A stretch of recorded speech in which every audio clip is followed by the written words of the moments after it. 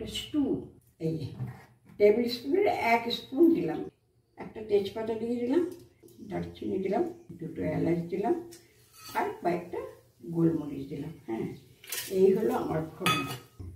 আদাটা দিয়ে দিলাম, পেঁয়াজটা দিয়ে দিলাম। হ্যাঁ, এই পেঁয়াজটা দিয়ে বেশিক্ষণ নাড়ব না, একটুখানি শুধু হালকা হালকা একটুখানি সাপলানো।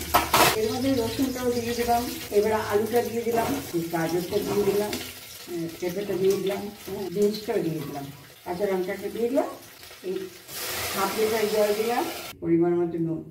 এবার প্রেশারে একটা সিটি দেবো। বাটারটা যাতে পুড়ে না যায় সেদিকে লক্ষ্য রাখতে হবে। গোলমরিচ দিয়ে দেবো, ক্যাপসিকামটা দিয়ে দেবো, সামান্য একটু নুন দিয়ে একটুখানি সাতলাম।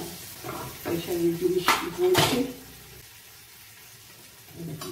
আলু পেঁপে সব সেদ্ধ হয়ে গেছে। এর মধ্যে আমি এই ক্যাপসিকামটা ঢেলে দিই, সেই কর্নফ্লাওয়ারটা আমি দিয়ে দিই, গোলমরিচের গুঁড়োটা দিয়ে ব্যাস।